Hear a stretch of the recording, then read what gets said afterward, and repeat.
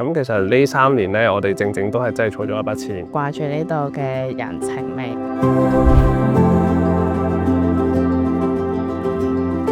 大家好，我係 Andy。你好啦，我係 Yuki。我哋本身喺綠洲都住咗3年幾，咁其實同好多情侶一樣，都想搵個空間大家一齊相處嘅。本身都諗住搬出嚟住噶啦，咁啊不過睇個市區嗰啲地方咧，即係坐底都起碼8000以上，都諗住冇地方噶啦。點知個朋友一講完之後話呢度原來最平3000，最貴都係4000左右，最後決定就 apply 入住呢一度咯。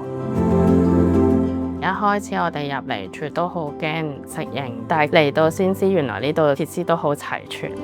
我哋第一次參加義工活動咧，就係普良嗰個盆菜義嗰次咧，我就識咗負責義工活動嘅同事。佢見我哋都比較 I 啦，即係比較內向咧，咁都好鼓勵我哋去參加嘅。咁我哋都有去買旗，仲有參加個 Christmas party 啦。活動入邊都識咗好多唔同嘅朋友啦。其實我哋都冇諗過喺綠洲都可以參加到義工活動，都參加超過120個鐘，都攞埋銅獎咯。其實我哋一開始搬出嚟咧，確實係有少少需要磨合嘅時間啦。我哋都獨立咗嘅，因為以前係屋企人幫我哋即係煮飯啊，或者清潔啊，但係搬咗出嚟咧，全部都係自己一手一腳做啦。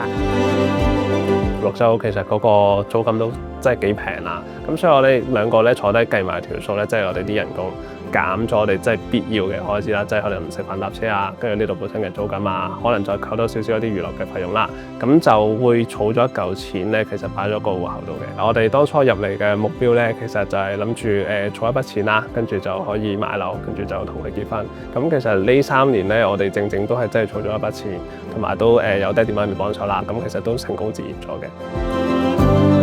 我最主要係掛住呢度嘅人情味咯。咁有試過有一次我病啦，咁我就喺個群組問大家有冇可能必理痛啊或者咩藥啦。咁其實佢哋都即刻咧就覆咗我，就話有啊，你住邊層啊？我而家攞過嚟啦。對我哋嚟講咧，綠洲係一個好好嘅接駁點啦，俾我哋一啲學校畢完業之後出嚟做嘢，咁但係又未有能力去置業嘅時候咧，咁我哋咪可以有個空間去籌劃、去儲錢又好，去規劃自己個未來都好。我覺得其實我哋2個人有咩困難都要一齊自己克服，咁就向住同一個目標出發，咁就最後就會成功㗎啦。